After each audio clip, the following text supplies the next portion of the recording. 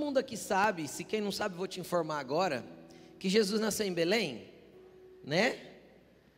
Bate o sino pequenino, sino de Belém, é assim que canta a musiquinha ou não? Né? Já nasceu Deus menino para o nosso bem. Então, Jesus nasceu em Belém, e eu quero falar um pouquinho sobre isso, porque, né, ontem foi dia 25, eu acho que eu quero começar a palavra com isso. E é muito interessante, porque Jesus nasce em Belém. Só que, contando com Belém, existiram 5 cidades muito importantes na vida de Jesus. 5 cidades, 5 lugares. Começando em Belém, Jesus viveu em mais 4 lugares além de Belém. E o que tem a ver as cidades que Jesus viveu com a minha vida? A verdade e o entendimento que Jesus me deu. A verdade é que essa mensagem de verdade é uma mensagem que o Senhor me revelou isso no meu coração, eu acredito que tem uns 12 anos ou mais atrás. E ela foi se ampliando e eu fui entendendo cada dia mais. E é interessante porque cada cidade ela tem uma representação da nossa caminhada com Jesus. Cada lugar que Jesus viveu e o que ele viveu em cada um desses lugares simboliza, tem um paralelo com a nossa caminhada de fé. Então por isso que o tema da mensagem é esse: seguindo os passos de Jesus. Se ele passou por esse trajeto, ele é um exemplo para que nós passemos também. Então olha para o irmão que está do teu lado e fala assim: um dia Jesus nasceu no seu coração. Fala para ele. Só que ele precisa crescer também. Amém? Abra sua Bíblia comigo no Evangelho de Mateus, livro de Mateus, no capítulo 2. Nós vamos começar no verso 1 do capítulo 2 e vamos ler vários textos do Evangelho de Mateus. Amém? Então vamos comigo para Mateus capítulo 2, versículo 1. Vamos orar antes da gente ler? Senhor Jesus, obrigado por essa palavra. Nós pedimos que nós possamos caminhar por esta palavra como um trajeto de entendimento da nossa vida espiritual. Que possamos chegar nos lugares que o Senhor quer que cheguemos e nos desenvolver naquilo que o Senhor quer que nós nos desenvolvamos. Nos dê entendimento, sabedoria, e eu proíbo agora toda tentativa do inimigo para roubar essa semente, com distração, com perturbação, com qualquer tipo de ataque do inimigo. Esta palavra está proibida de ser roubada do coração dos filhos aqui. Em nome de Jesus, que os corações sejam como terras férteis, para brotar esta semente e gerar vida em nome de Jesus. Amém. Você pode dizer amém? Vamos lá, vamos ler do verso 1 ao verso 6. Depois que Jesus nasceu em Belém, da Judéia, nos dias do rei Herodes, magos vindos do Oriente chegaram a Jerusalém. Deixa eu colocar você no contexto primeiro, deixa o texto aí. José e Maria, eles eram, eu vou explicar assim para você entender, eles eram noivos. No contexto judaico não existia noivado, mas eles eram como noivos, prometidos em casamento um para o outro. E Maria achou-se grávida pelo Espírito Santo. Você já deve conhecer a história, mas não custa eu repetir. José pensou em largar ela, porque José a princípio pensou que ela tinha traído ele. Aí ele foi avisado por um anjo, e ele tomou ela por mulher, e eles se casaram. E quando Maria estava grávida, perto dos dias de ter Jesus, o rei Herodes, que era, na verdade nem foi o rei, foi o imperador de Roma, o César. Quem não sabe, César não é um nome, é um título, tá? Todo imperador de Roma é César. Então o César deu uma ordem que todo mundo que estava dentro do seu império ali, o Império Romano, que historicamente é o maior império da história, precisava se recensear. Sabe o que é um recenseamento, né? Lembra do censo, quando o IBGE passa na sua casa?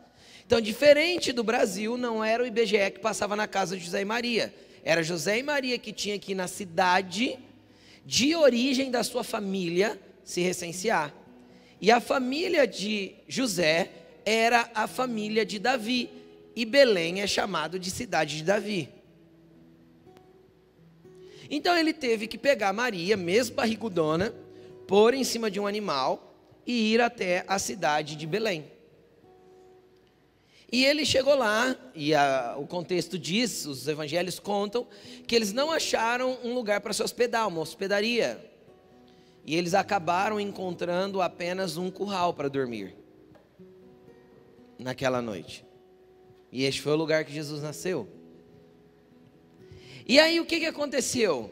Depois que Jesus nasceu em Belém, lá na Judéia, Judéia era o estado, pensa assim, obviamente muito menor que os estados do Brasil, porque o Brasil é um país continental, Israel é pequenininho, mas era um estado de Israel, tá? A Judéia. Belém era uma cidade. Então Jesus nasceu em Belém da Judéia nos dias do rei Herodes. Esse rei era um rei enviado por Roma. Magos vindo do Oriente chegaram a Jerusalém e perguntaram: onde está o recém-nascido rei dos judeus? Vimos a sua estrela no Oriente e viemos adorá-lo. Quando o rei Herodes ouviu isso, ficou perturbado e com toda Jerusalém. Tendo reunido todos os chefes dos sacerdotes do povo e os mestres da lei, perguntaram-lhes: onde deveria nascer o Cristo? E eles responderam: em Belém, da Judéia, pois assim escreveu o profeta. Mas tu, Belém, terra de Judá, de forma alguma és menor em meio às principais cidades de Judá, pois de ti virá o líder que, como pastor, conduzirá a Israel, o meu povo. Preste atenção aqui. Quem que eram os magos? Não era mago no jeito que a gente conhece de magia hoje, não era mago que mexia com bruxaria. Esses homens eram astrônomos, pessoas que estudavam os astros, e pelos astros eles buscavam entendimento daquilo que haveria de vir.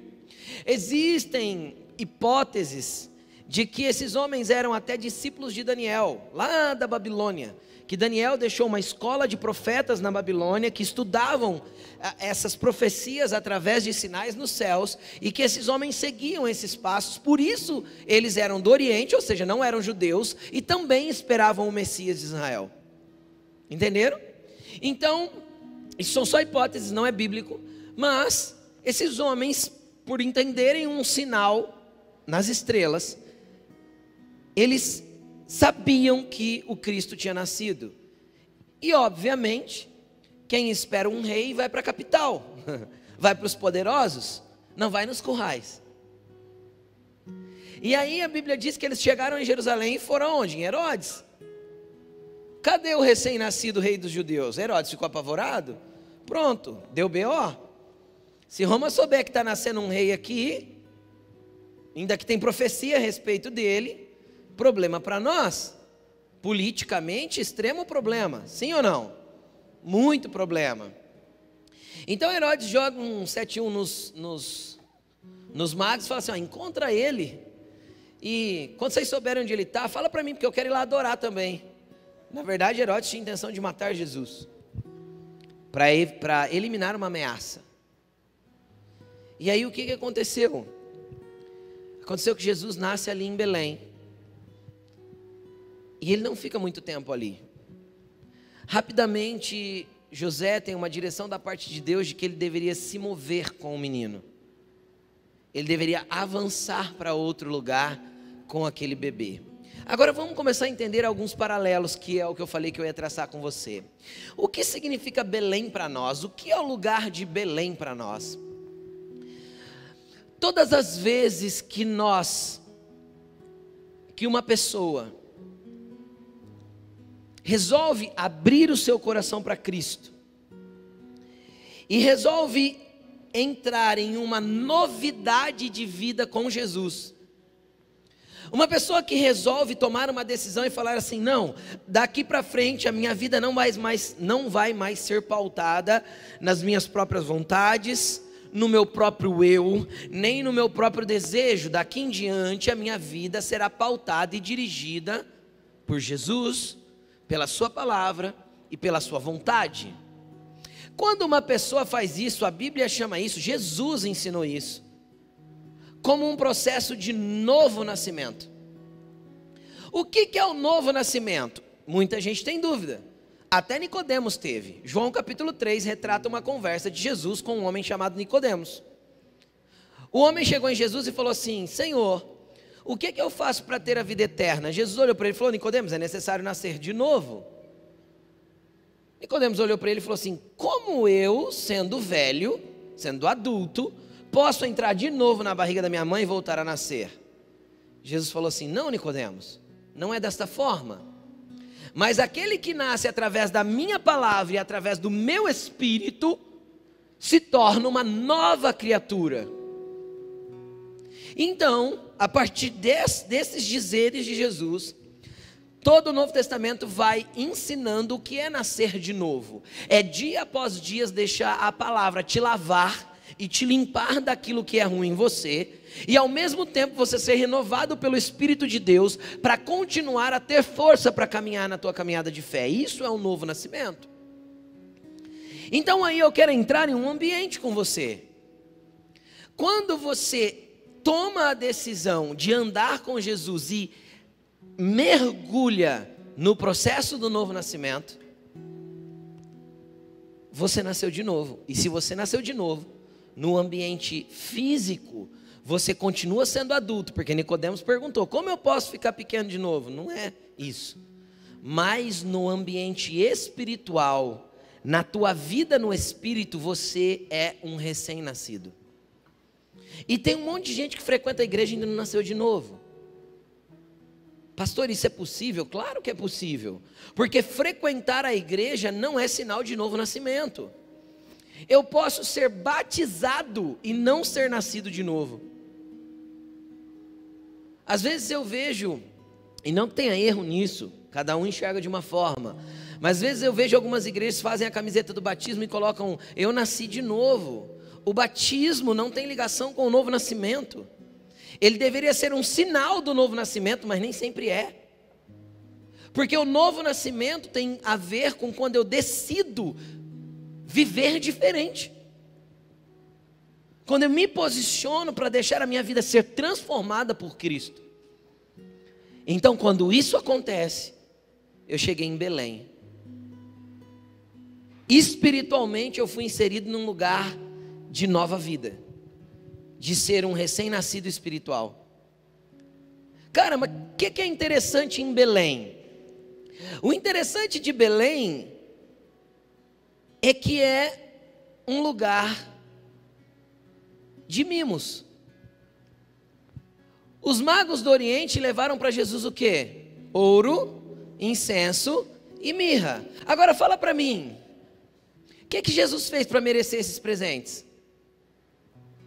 Nada. O que um bebê recém-nascido faz para poder merecer um quarto todo arrumadinho? O que um recém-nascido faz para merecer um colo carinhoso de uma mãe? Nada. Ele não tem atitude nenhuma ainda, nem boa nem ruim, para determinar plantio ou colheita de nada. Quem está entendendo o que eu estou falando? Assim é no ambiente espiritual. Quando eu começo a andar com Jesus, cara, normalmente eu vou receber bênçãos que eu não mereço. Jesus vai fazer coisas para mim que eu nem consigo acreditar que Jesus está fazendo. Eu já recebi abraços no final do culto de pessoas que chegou em mim, que estavam ali no começo da sua caminhada de fé, me abraçaram chorando e falando assim: pastor, eu fiz tudo errado essa semana e olha o que Jesus fez por mim, eu não mereço. Eu falei: não é por merecimento, é só porque Ele te ama, porque você acabou de se tornar filho dEle, Ele só está te pegando no colo, demonstrando o amor dEle por você. Não tem a ver com merecimento, tem a ver com graça, tem a ver com misericórdia, tem a ver com amor, tem a ver com aceitação, tem a ver com Ele te receber da forma que você é, independente de como você está.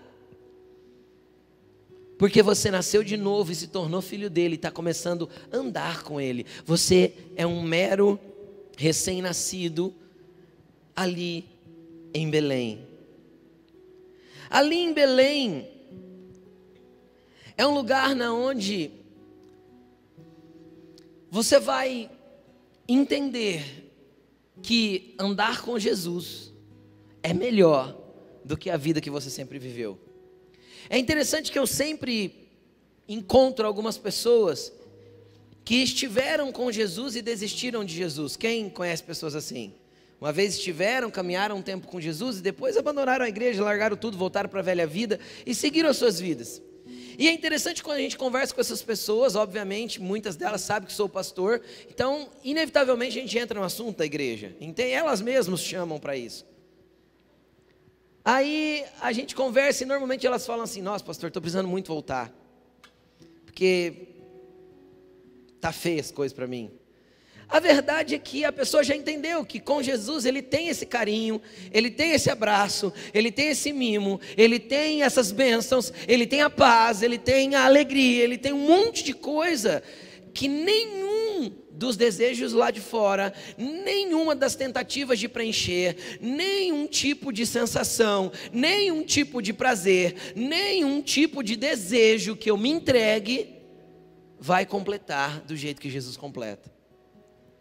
Só a manjedoura de Belém pode fazer isso por nós. Só estar na presença de Jesus eu posso ter esse conforto, esses presentes, essas bênçãos. E é esse lugar de novo nascimento, esse lugar de entender que eu nasci para uma nova vida, que vai poder fazer isso comigo. Mas o que é interessante? Quando a gente entra nessa nova vida, a gente decide andar com Cristo, a gente vai perceber também uma guerra. E essa primeira guerra é o inimigo, Herodes, tentando acabar com a nossa vida. A gente vai perceber que vai bater desânimo de ir na igreja. A gente vai querer desistir. A gente vai pensar que a coisa está ficando... O inimigo vai colocar na tua mente que as coisas não vão dar certo com Jesus, que não adianta nada, que nada vai mudar. Quem já teve a sua mente assolada por esses questionamentos aí? É com todo mundo, não é diferente. É só o Herodes pipocando no trono, o Herodes que governava a tua vida. O Herodes é o ídolo, é o desejo, é o pecado, é aquilo que você estava entregue, é aquilo que dominou a tua vida até aqui, é aquilo que estava num lugar confortável dirigindo a tua existência, que perdeu o lugar e que está sendo ameaçado de perder o controle de você. Então o inimigo vai lançar, normalmente é assim, ó, amigos que vão te convidar para tudo quanto é tipo de rolê, bancando tudo como nunca bancaram. É assim, te oferecendo coisas que você nunca teve, falando para você ir em lugares que você nunca teve a oportunidade de ir. É só Satanás, como Herodes, de todo jeito querendo tomar a sua vida de volta. Entende? Querendo tomar o controle de você de volta, tirar você da manjedoura e te matar. Então em Belém nós temos duas oportunidades: ou seguir com Jesus, ou quando nós somos avisados e entendemos que tem alguém nos perseguindo, fugir para o novo lugar que Deus tem para nós. Então Belém é lugar de novo nascimento, mas não é um lugar para crescimento. Agora existe um problema. Quem que é o problema? O problema é quando a gente nasce em Cristo de novo, mas a gente não decide não avançar. Ah, tá bom, eu aceitei Jesus, eu vou na igreja, mas sabe, eu não quero nada diferente, isso que eu tenho já tá bom. Jesus me abençoou, quando eu preciso de uma outra bênção, aí eu fico uns dias sem ir, aí eu volto para a igreja, aí quando preciso de uma bênção eu faço uma campanha, 7 semanas para alcançar a minha vitória, minha família no altar de Deus, 7 elos para tocar não sei o que, 7 passos para não sei aonde. Por quê? Porque a gente fica buscando o ouro, o incenso e a mirra, quando na verdade Jesus ali naquele lugar de Belém não buscou nada disso, isso chegou até ele. A gente precisa buscar a presença de Deus, o resto Ele traz. Nós podemos expor para Ele as nossas necessidades? É claro, mas confia nele e descansa, porque nem tudo que eu busco para mim é o que Deus quer para mim, e nem tudo que eu penso que vai ser bom para mim, realmente vai ser bom para mim, porque eu posso estar buscando alguma coisa que vai me tirar completamente da presença de Deus, completamente. Então, quando a gente é novo, quando a gente acabou de nascer, a gente precisa entender que somos vulneráveis ao ataque do inimigo. Mas, vamos para um outro texto, vamos para Mateus capítulo 2 ainda, versículo 13 agora. Depois que partiram, depois que os anjos, os magos foram embora, um anjo do Senhor apareceu a José em sonho e lhe disse: levante-se, tome o menino e sua mãe e fuja para o Egito. Fique lá até que eu diga a você, pois Herodes vai procurar matar o menino para matá-lo. Então ele se levantou, tomou o menino e sua mãe durante a noite e partiu para o Egito, onde ficou até a morte de Herodes. Assim se cumpriu o que o Senhor tinha dito pelo profeta: do Egito chamei meu filho. Cara, preste atenção aqui. Quando nós somos recém-nascidos, nós temos vulnerabilidades, sim ou não? Quando nós acabamos de nascer na fé, nós somos vulneráveis.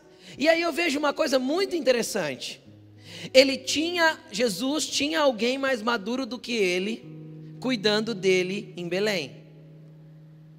Então, quando você resolveu andar com Jesus, a primeira coisa que você deve fazer, procurar uma pessoa dentro da igreja, que seja mais maduro que você espiritualmente dizendo, para ajudar nos seus passos. Para nos dias de crise você poder chamar e falar assim: ó, cara, tem uma coisa perturbando a minha cabeça, eu preciso de ajuda. Jesus não podia ter essa atitude sozinho de sair de Belém e ir para o Egito. Ele precisou de alguém para fazer isso por ele. E na tua caminhada de fé, é necessário que você tenha pessoas perto de você. Por isso, nós somos uma comunidade. Por isso, nós temos os garis. Por isso, nós temos os pequenos grupos, para que nós possamos mutuamente nos auxiliar e ter pessoas mais maduras perto de nós, nos momentos difíceis da nossa caminhada de fé. Pastor, mas eu achei que eu ia vir para Jesus, eu ia ter só flores. A vida continua, cara. A gente só tem uma base de fé forte e sólida para caminhar.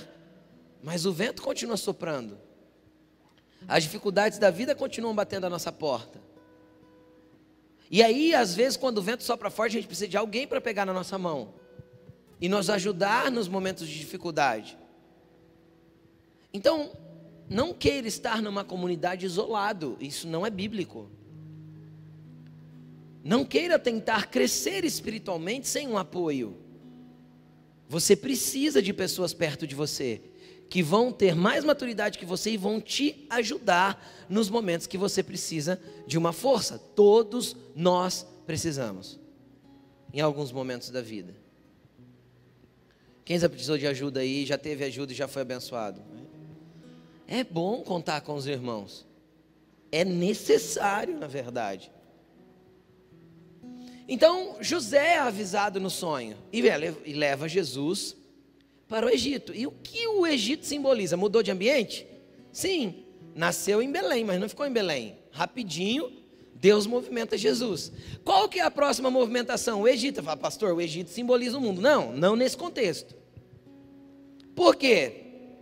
Porque aqui o Egito está simbolizando, sabe o quê? O lugar de te tirar da zona de conforto. Qual que é o próximo passo depois que eu começo a andar com Jesus, que eu me firmei na minha caminhada com Jesus? Agora Jesus começa a me tirar da minha zona de conforto para transformar a minha vida. Porque a caminhada com Jesus inevitavelmente vai ser uma caminhada de transformação.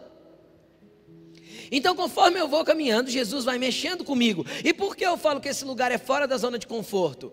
Pensa na sua cabecinha aí. Você acha que é fácil você sair do teu país e morar num país estrangeiro? Quem já teve a oportunidade de visitar outro país, sabe o quanto é complicado você chegar num país estrangeiro. Desde a alfândega até a língua, até os costumes, a comida. A comida é o pior. Melhor comida do planeta é a comida brasileira. A comida, tudo lá fora é ruim para nós. Porque tira a gente da nossa zona de conforto. Mexe com tudo. Para se comunicar é mais complicado. Para encontrar aquilo que a gente quer é complicado. E Jesus foi tirado da terra dele, de Israel, foi levado para um país, para um lugar estrangeiro. O que isso significa? Significa que toda a tua vida você caminhou dentro de uma cultura que você foi ensinado. Uma cultura na onde os seus desejos estavam primeiro, as suas vontades tinham que ser colocadas na frente, o seu prazer tinha que ser colocado antes. Uma cultura que é estimulada diariamente a você se mover por aquilo que você vê, pelo que você sente, pelo que você quer. e se entregar para isso.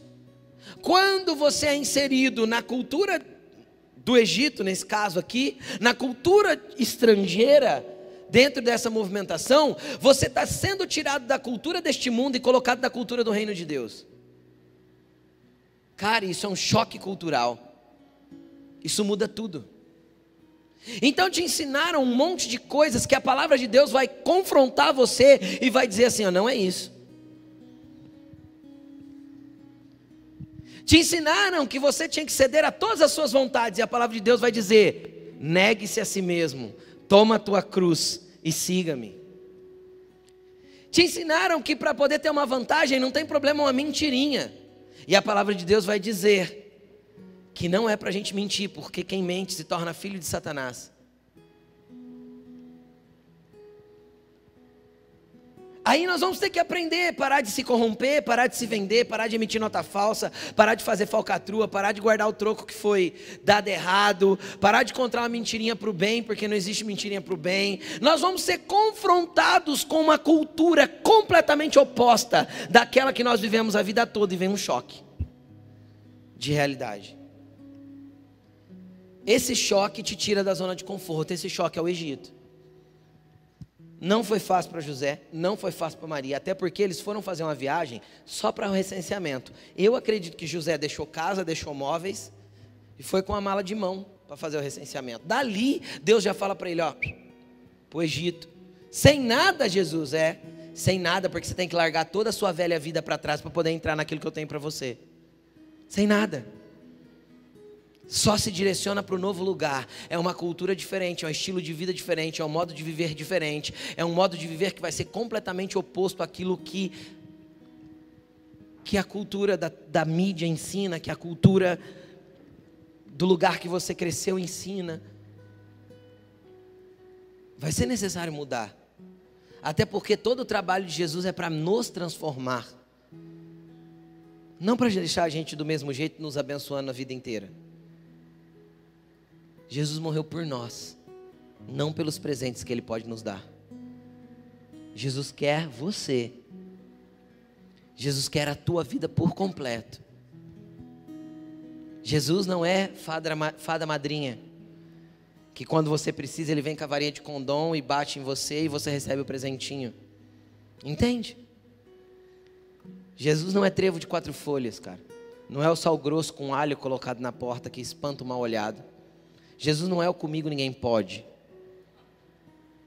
Jesus é alguém que quer mexer com você e transformar a tua vida. Ele não é o patuá qualquer que se pendure a um lugar. Ele não é um incenso que se chacoalha dentro de casa para afastar os maus fluidos. Ele não é isso. Eu vou ungir a casa aqui, aí você trocou um incenso pelo óleo da unção. Sai ungindo na casa. Não, Jesus quer você, cara. Porque a hora que você entrar na tua casa, o ambiente da tua casa vai mudar, porque você chegou com Jesus dentro de você. Então nós temos que trocar esses patuás brasileiros de uma cultura que a gente trouxe, que é cheio de sincretismo religioso. Jesus não morreu na cruz e não veio ao mundo para poder dar uma formulazinha para nós. Ele veio ao mundo para falar assim, ó, eu te quero e eu estou aqui para transformar você. Só que para isso eu vou precisar chocar a tua cultura, para que você realmente tenha uma transformação. É isso. Por isso que ele foi para o Egito. Normalmente quando a gente se move para o Egito, é um lugar de fuga, você concorda comigo? É por isso que eu entendo quando Paulo falou para Timóteo assim, ó, foge da aparência do mal, foge dos desejos da sua mocidade. Existem coisas que quando a gente é novo na fé, não adianta a gente resistir. Não, pastor, a Bíblia manda eu resistir o diabo e ele vai fugir de mim. Depende, se você está fraco ainda, não adianta resistir que você vai apanhar. Entendeu ou não? A gente querer bater quando você não tem tamanho para bater, corre. Então você sabe que a tentação não dá certo para você, vaza. Quem está entendendo? Se é muito tentador para você ter rede social, corta. Se é muito tentador para você ter smartphone que você acessa pornografia, compra um Nokia.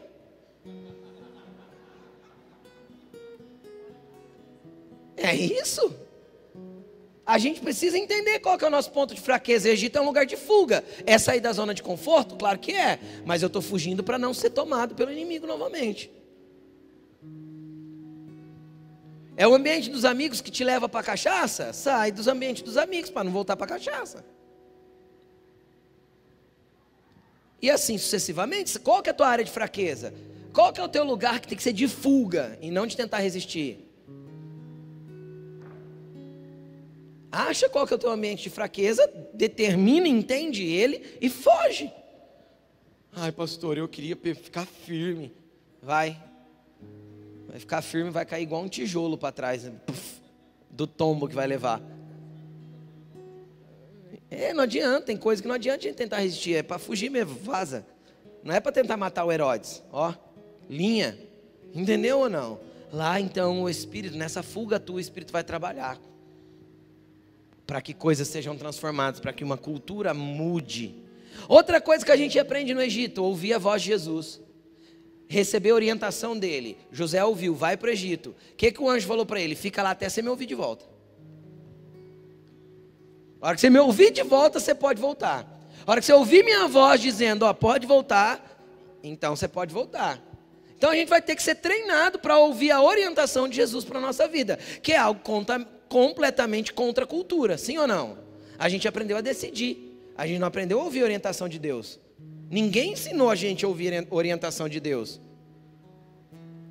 Na verdade, normalmente a gente prefere buscar orientação numa pessoa, num sacerdote. Isso é comum também.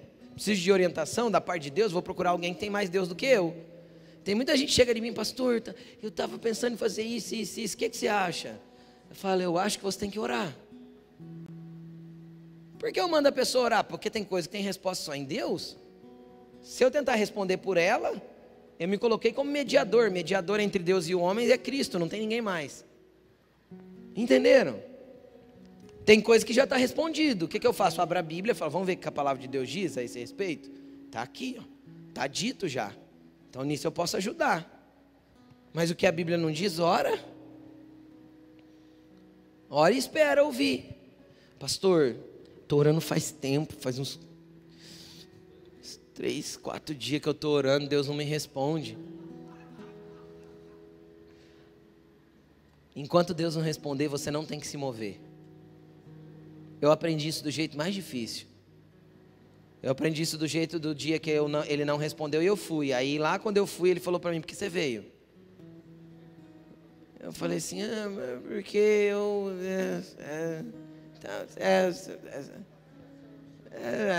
E ele falou assim, volta, não mandei você vir. Aí você volta murcho, né? Tá bom, Jesus. E a gente vai aprendendo a receber a orientação de Jesus. Pastor, como Jesus responde? Ele pode falar com você em oração, ele pode falar com você através de um sonho, ele pode falar com você através de um louvor, ele pode falar com você através das escrituras, ele pode falar com você através de uma palavra pregada aqui, ele pode falar com você através de uma palavra no YouTube, com um vídeo que você recebe no WhatsApp.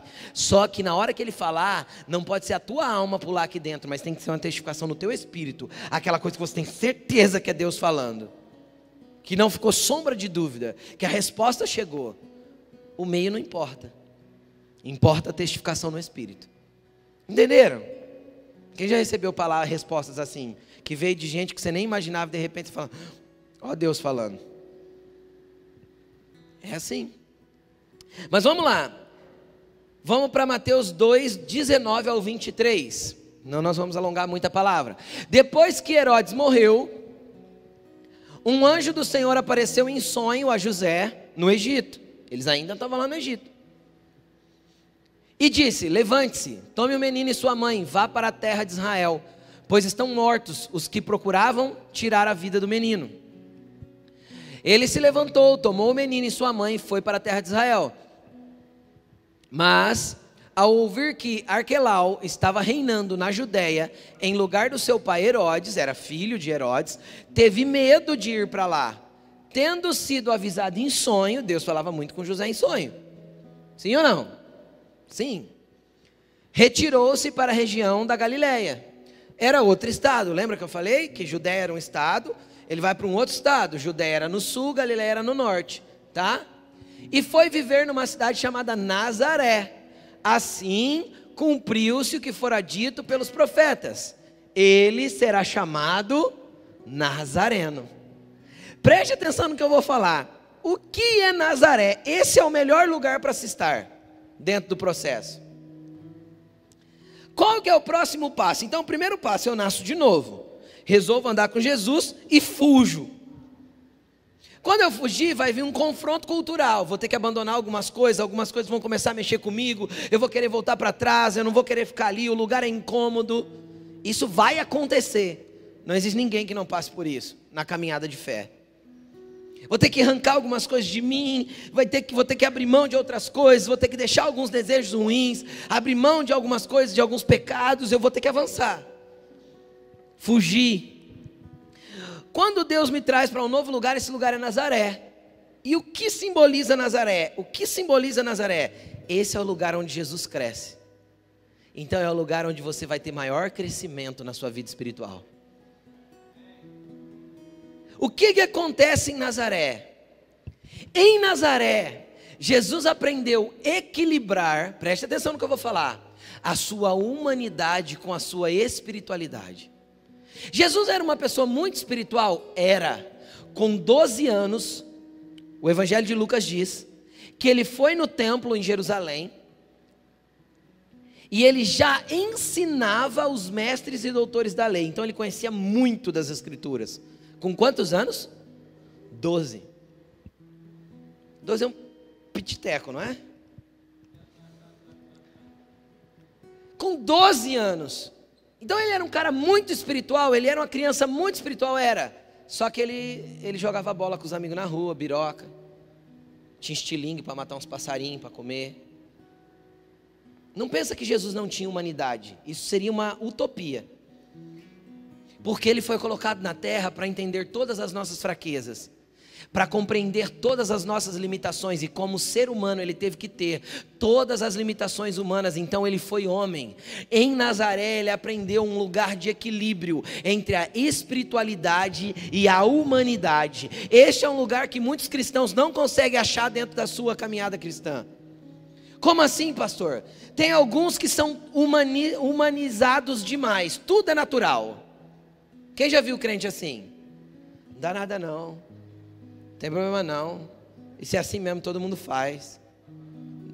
Isso é comum aqui. Acha que Deus liga para isso? Esse é o que vai totalmente tendencioso à sua humanidade. Aí tem o crente espiritual au-au. O espiritual au-au é aquele que vê demônio em tudo, tudo é demônio, tudo é capeta, ou tudo é Deus. Você já viu ou não? Não é? Tudo é Deus, tudo é Jesus, e coisa que Ele tem que fazer, entende? Coisa que Ele tem que decidir. Chega na frente do guarda-roupa na hora de ir para a igreja e fala assim: Espírito Santo, me direciona que roupa que eu tenho que ir. Não existe isso. Do mesmo jeito que existe isso para o lado de Deus, existe isso para o lado dos demônios. O crente que tudo é demônio. Tudo é demônio. A televisão já foi demônio na casa de muitos crentes. Foi ou não foi? A internet, quando a internet surgiu, vocês não eram crentes, eu era. O povo na igreja chamava de infernet. Não, tudo é demônio, tudo era errado, tudo é a tatuagem era o demônio sendo inserido no corpo. A marca da besta. O código de barra já foi a marca da besta. O chip já foi a marca da besta. Sabe umas ideias ridículas? Por quê? Porque tudo vê demônio. Isso é falta de equilíbrio entre a humanidade que nós temos e a espiritualidade que temos que cultivar. Nazaré é lugar de crescer. Entender que nem tudo é demônio, nem tudo é Deus, e muitas coisas têm a ver com o nosso plantio e nossa colheita. Eu fiz a caca. Quem que vai colher? Eu? Ai, mas pastor, por que Deus permitiu? Porque Ele é justo. Ele falou assim, ó, Deus não se deixa escarnecer. Tudo que o homem plantar, ele vai colher. Plantou? Colheu. Deus não tem nada a ver com isso. Ai, pastor, por que Deus permitiu eu abrir esse negócio? Deu tudo errado, porque você não orou. lembra que no Egito você tinha que aprender a ouvir a voz de Deus para algumas coisas que são sérias na tua vida? Abrir um negócio é sério, sim ou não? Pode te deixar rico e pode te quebrar. É sério isso, você ora. Não faz sem orar. Recebe direção de Jesus primeiro. Ah, vou mudar de cidade. Não, por quê? Não, porque lá é mais legal. Você não sabe se o propósito de Deus para a tua vida está aqui. Quem está entendendo o que eu estou falando? Tem coisas que eu não posso fazer sem orar. Porque minha vida pode mudar por completo com uma decisão dessa. Só que tem outras coisas que eu não preciso orar. Tem a ver com a minha humanidade. Em Nazaré, Jesus achou esse equilíbrio entre o menino que corria na rua descalço, brincando com os amiguinhos. Quem está entendendo? E o menino que estudava as escrituras a ponto de ensinar doutores. É esse lugar de equilíbrio que a gente tem que encontrar. O que mais que a gente aprende em Nazaré? Em Nazaré, ele se tornou carpinteiro. Por quê? Porque José, o pai dele, tinha uma carpintaria. Para aquele tempo era quem fazia os móveis e as coberturas das casas. Era o que Jesus fazia com as mãos. O que eu entendo com isso? Nazaré é o lugar que eu vou crescer e aprender a servir o próximo com o talento que Deus me deu.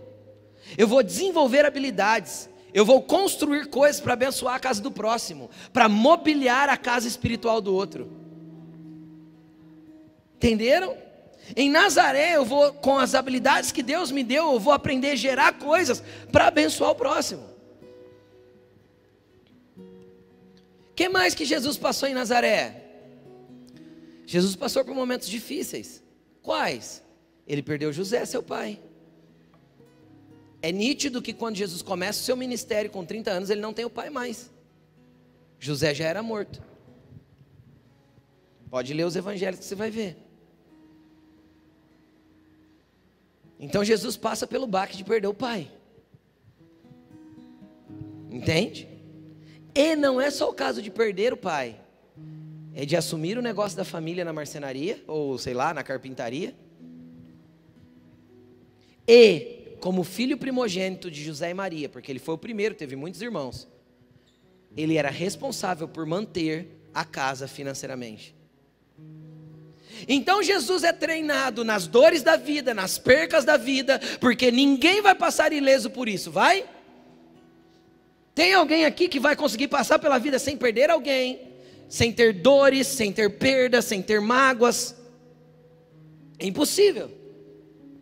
Então Jesus foi treinado nisso, para que ele entrasse no lugar que Deus tinha para ele pronto. E a hora que isso aconteceu, ele teve que ser treinado como líder da casa. Agora ele é o dono da marcenaria. Agora ele é o chefe da casa. E como eu sei que Jesus não foi negligente com isso? Porque quando Jesus estava preste atenção no que eu vou falar. Quando Jesus estava na cruz, estava Maria e João, o apóstolo João, na frente dele. Jesus olha para João e fala assim: homem, eis aí a sua mãe. Mulher, eis aí o seu filho. Sabe o que Jesus estava fazendo? Transferindo para João a responsabilidade de cuidar da mãe dele.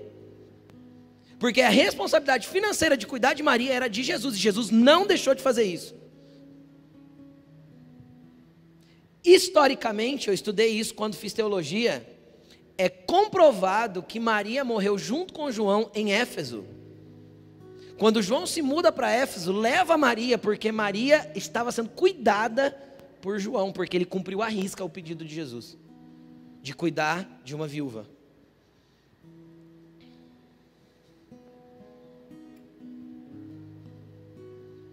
Então, querido, deixa eu te explicar. Jesus foi treinado como líder em Nazaré.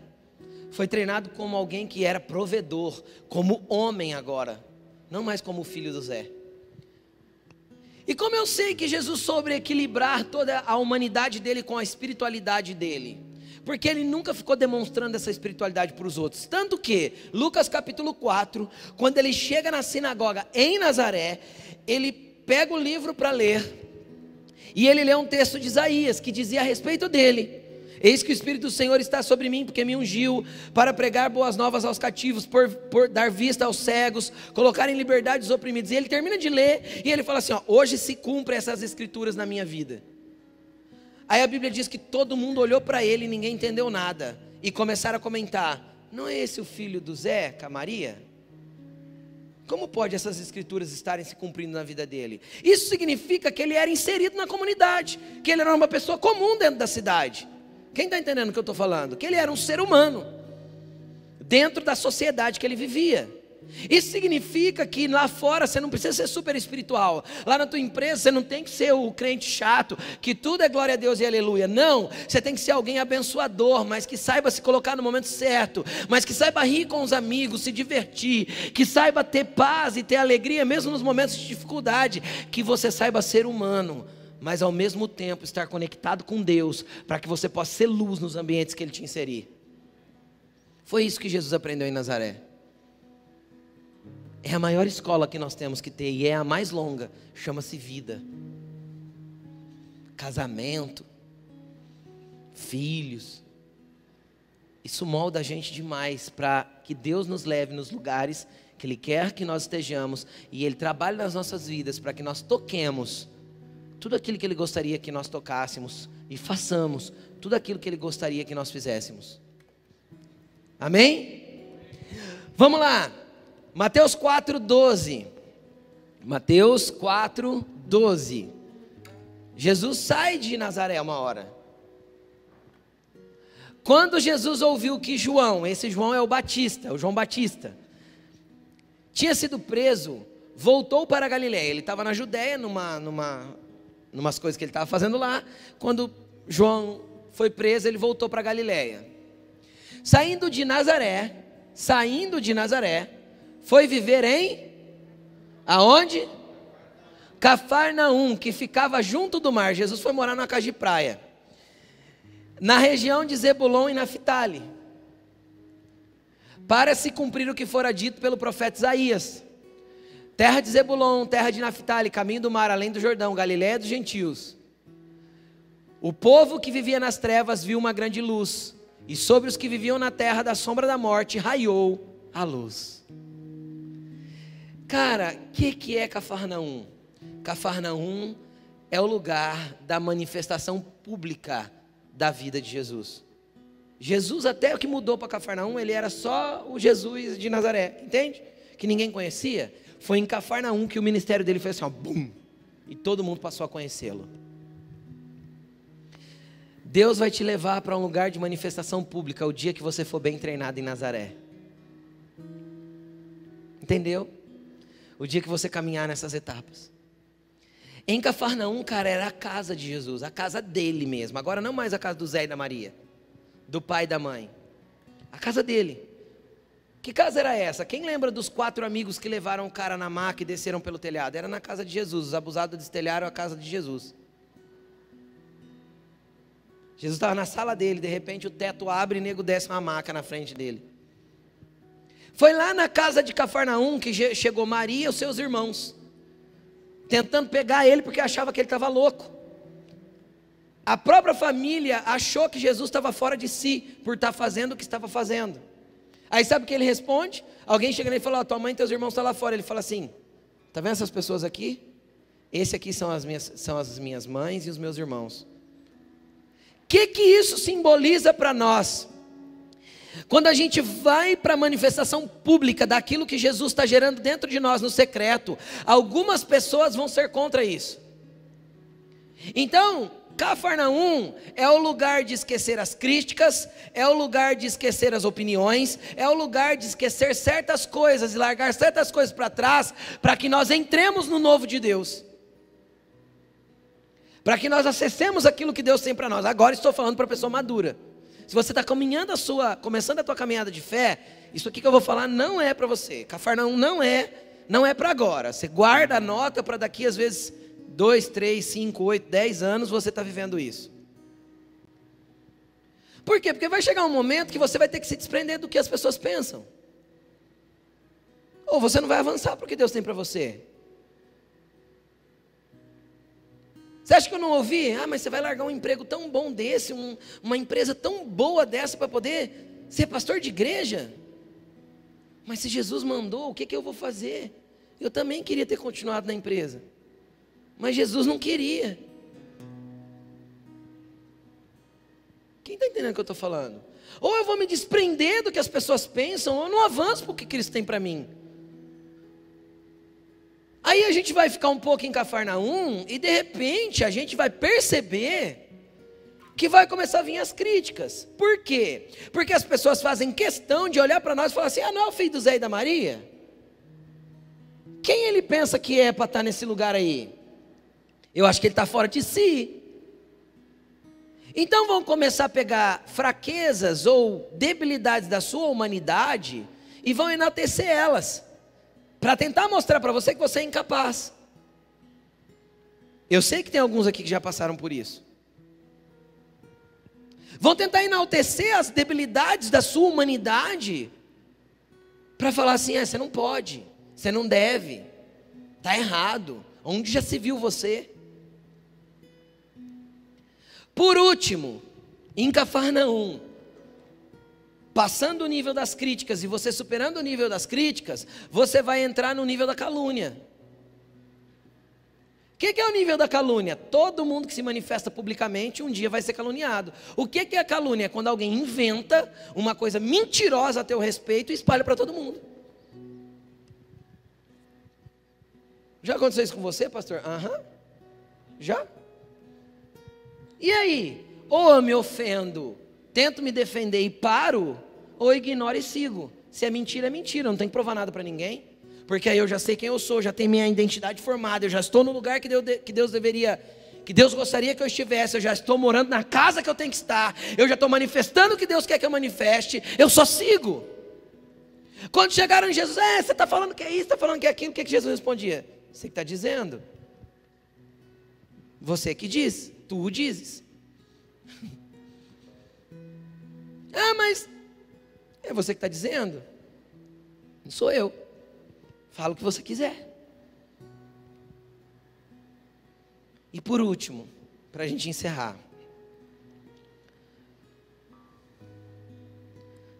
vai chegar um dia que você passou por Belém, fugiu para o Egito, desprendeu-se de uma cultura, foi trazido por Deus para Nazaré, cresceu, se desenvolveu.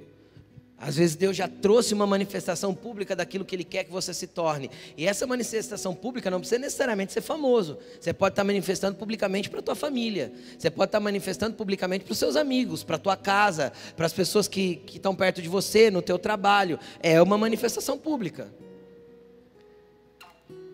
Cafarnaum. Por último, Jesus vai para uma última cidade. Mateus 21, versículo 1.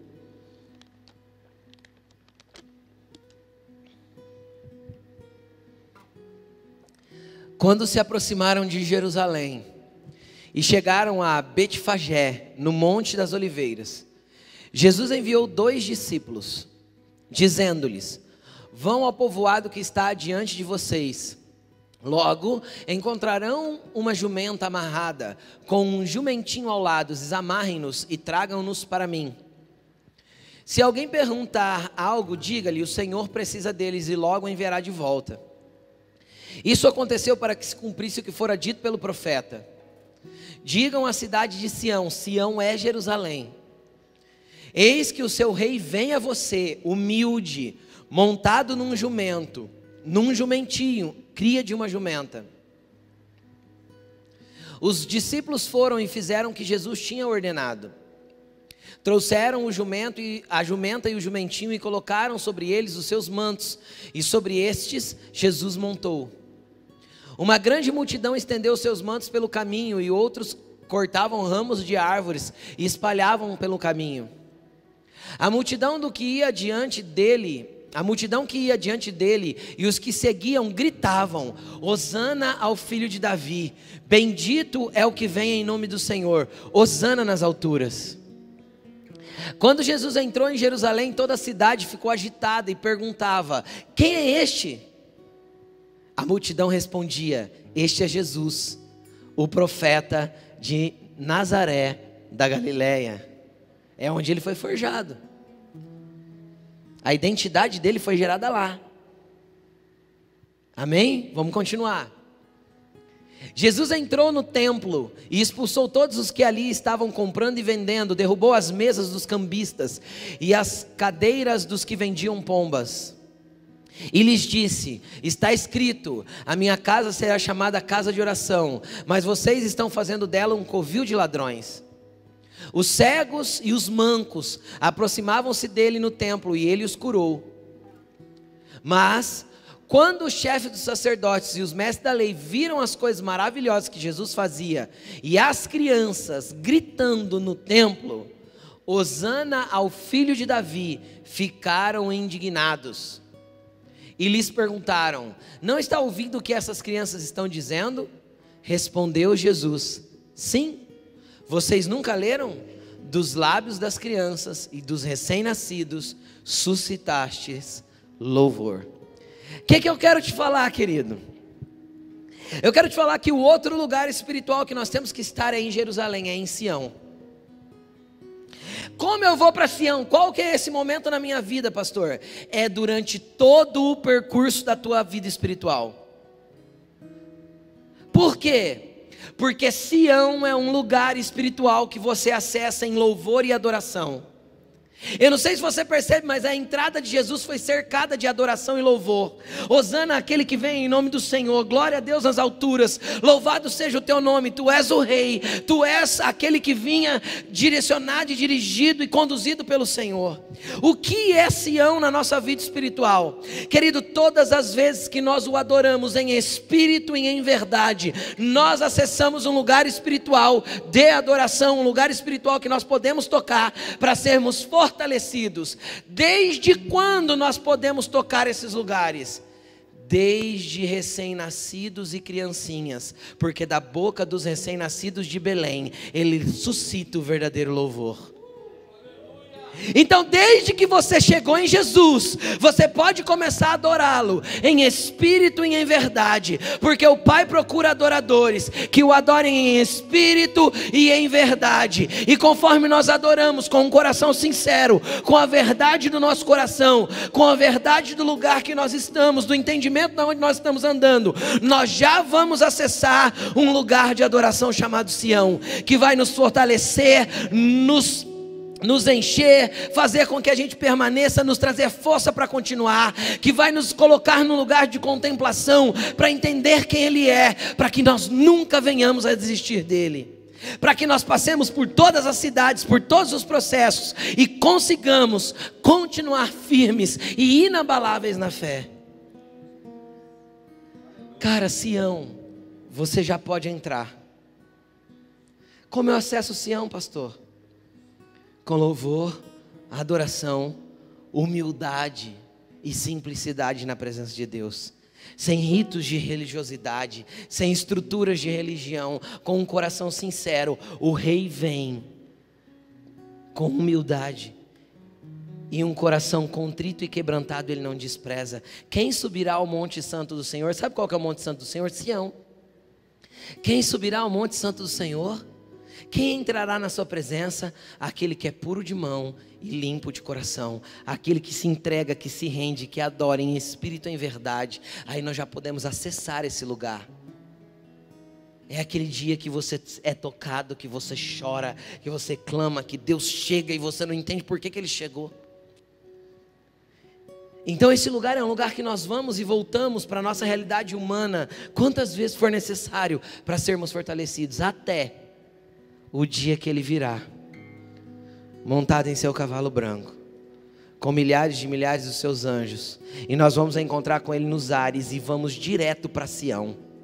Para quê? Para estar para sempre com Ele. Então nós não sairemos mais da sua presença, nós não sairemos mais deste lugar, não será mais necessário os padrões humanos, os desenvolvimentos. Por quê? Porque Ele nos aperfeiçoará, e aquilo que é corruptível se revestirá de incorruptibilidade, e aquilo que é mortal se revestirá de imortalidade. Então estaremos para sempre com o Senhor,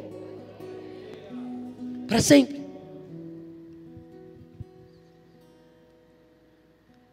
Mas enquanto estamos aqui, temos algumas cidades para passar.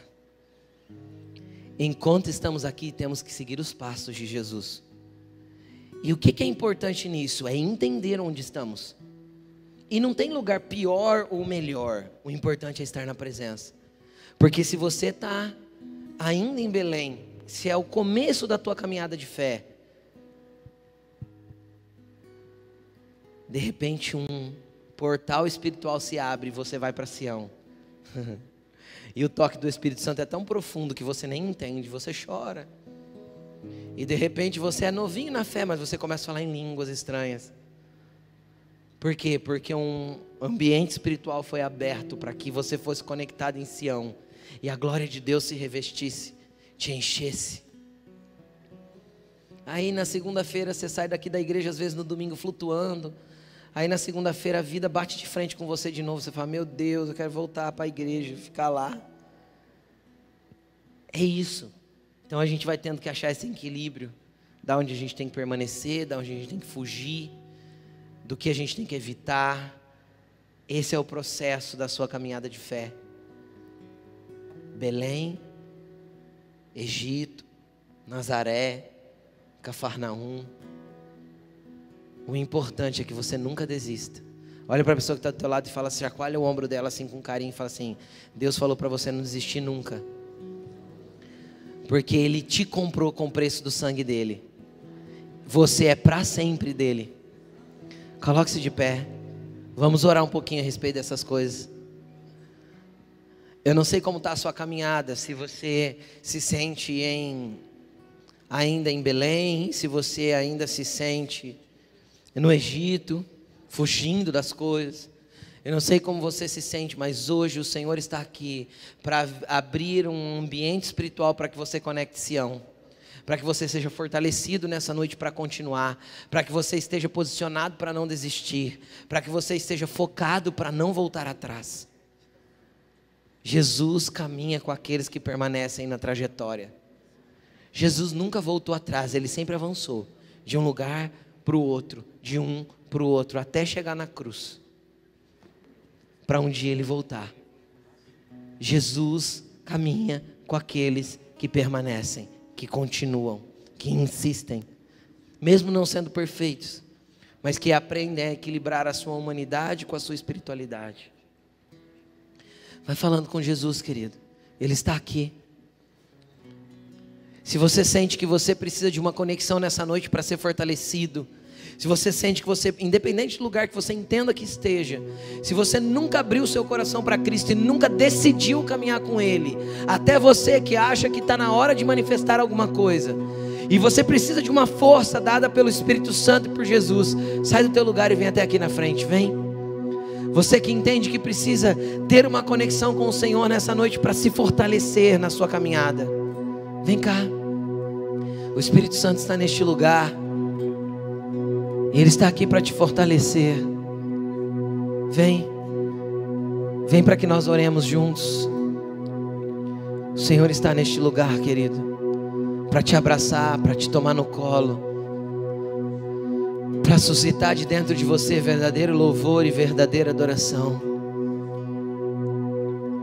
Vai falando com Jesus. Jesus, eu estou aqui. E se você já conseguiu entender onde você está, fala para ele, Jesus, eu estou aqui em Belém, eu estou aqui no Egito, ainda fugindo das culturas deste mundo. Eu estou aqui, Jesus, tentando me fortalecer, tentando me colocar de pé.